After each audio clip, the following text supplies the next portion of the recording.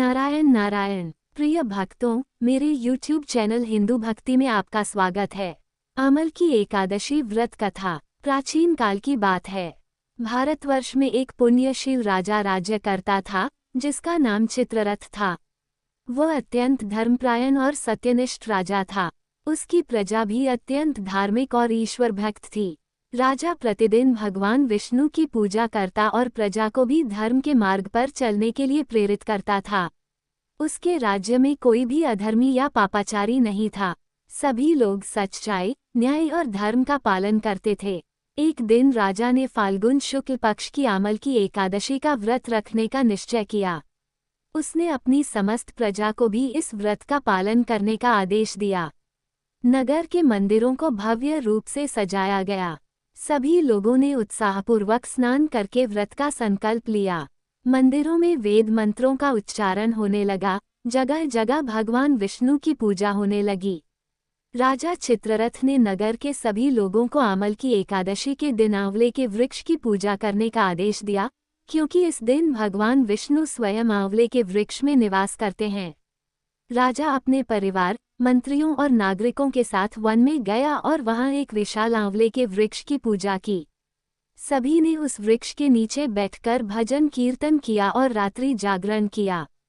उसी वन में एक शिकारी भी रहता था, जो जीव हत्या करके अपना जीवन यापन करता था।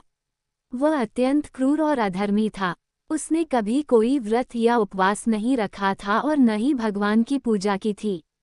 उस दिन वह शिकार की खोज में निकला, लेकिन संयोगवश उसे कोई भी शिकार नहीं मिला। भूख प्यास से व्याकुल होकर वह एक वृक्ष के नीचे बैठ गया। शिकारी को आभास भी नहीं था कि आज अमल की एकादशी है और राजा व उसकी प्रजा इस पावन व्रत का पालन कर रही है। वह भी उसी स्थान पर बैठकर लोगों के भजन कीर्तन को सुनता रहा। रात के समय उसने कुछ भी भोजन नहीं किया और यूं ही जागते जागते उसकी पूरी रात व्यतीत हो गई। बिना जाने समझे ही उसने अमल की एकादशी का व्रत कर लिया। समय बीता और कुछ वर्षों बाद शिकारी की मृत्यु हो गई। अपने पापमय जीवन के बावजूद उसने पिछले जन्म में अमल की एकादशी का व्रत रख लिया था, इसलिए उसे इस व्रत का पुण्य फल मिला। अगले जन्म में शिकारी का जन्म एक राजा के रूप में हुआ। उसने एक प्रतापी और धर्मपरायण राजा के रूप में जन्म लिया और उसका नाम वसुर्त रखा गया। वह पराक्रमी, सत्यवादी और प्रजापालक राजा था। उसके राज्य में सभी लोग सुखी और समृद्ध थे। राजा वसुर्त ने अपने पिछले जन्म के पुण्य प्रभाव से धर्म और न्याय का मार्ग अपनाया। उसने भगवान विष्णु की भक्ति को अपनी जीवन शैली बना लिया। वह नित्य श्रीहरि की पूजा करता और सभी को धार्मिक कार्यों के लिए प्रेरित करता। एक बार राजा वसुर्त अपने घोड़े पर सवार होकर वन में शिकार करने के लिए गया। संयोग से वह वन में मार्ग भटक गया। भूख प्यास से व्याकुल होकर वह एक वृक्ष के नीचे बैठ गया और कुछ समय के लिए सो गया। जैसे ही वह सोया, कुछ जंगली लोग, जो उसके शत्रु थे, वहां आ गए। वे राजा वसुर्त को मारने की योजना बना चुके थे। उन्होंने राजा को घेर लिया और उस पर प्रहार करना चाहा, लेकिन जैसे ही उन्होंने अपने हथियार उठाए, एक दिव्य शक्ति प्रकट हुई। वह शक्ति राजा वसुर्त की रक्षा कर रही थी। जंगली लोग भयभीत हो गए और भाग खड़े हुए। जब राजा की नींद खुली, तो उसे इस चमत्कार का अनुभव हुआ। वह सोचने लगा कि यह कौन सी अदृश्य शक्ति थी, जिसने उसकी रक्षा की। तभी एक आकाशवाणी हुई, हे राजन, ये तुम्हारे पूर्व जन्म का पुण्य है। पिछले जन्म में तुमने अनजाने में ही अमल की एकादशी का व्रत कर लिया था।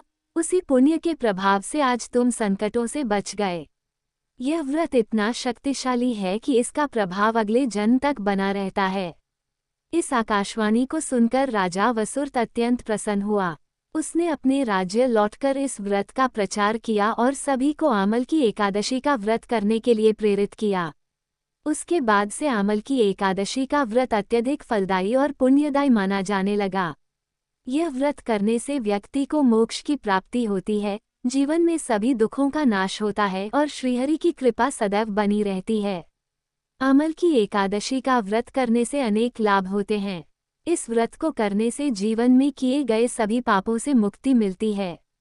यह व्रत करने से जीवन में सुख, समृद्धि और शांति बनी रहती है। आमल की एकादशी व्रत मृत्यु के बाद मोक्ष प्रदान करता है। इस दिन आंवले के सेवन से शरीर स्वस्थ रहता है और रोगों से बचाव होता है। यह व्रत बहुत ही सरल और प्रभावशाली होता है। इस दिन प्रातः स्नान करके व्रत का संकल्प लेना चाहिए। भगवान विष्णु और आंवले के वृक्ष का पूजन करना चाहिए। धूप, दीप, पुष्प, नैवेद्य आदि से पूजा करें और ओम नमो भगवते वासुदेवाय मंत्र का जाप करें। रात्रि जागरण करना अत्यंत पुण्यदायी माना जाता है। अगले दिन द्वादशी तिथि को ब्राह्मण या जरूरतमंदों को दान देकर व्रत का पारण करना चाहिए। इस प्रकार आमल की एकादशी व्रत कथा हमें सिखाती है कि चाहे अनजाने में ही क्यों न हो, यदि कोई पुण्य कार्य करता है तो उसका फल अवश्य मिलता है। भगवान विष्णु की कृपा से सभी संकट दूर होते हैं और जीवन में सुख समृद्धि बनी रहती है। यह उम्मीद करते हैं कि हमारे द्वारा दी गई जानकारी आपको उपयोगी और पसंद आई होगी। यदि आपको ये जानकारी अच्छी लगी हो तो कृपया हमारे चैनल को सब्सक्राइब, लाइक और शेयर जरूर करें। व्रत कथा और धार्मिक जानकारी के लिए हमारे YouTube चैनल हिंदू भक्ति के साथ जुड़े रहें। हम हमेशा नई और रोचक जानकारी लाते रहेंगे।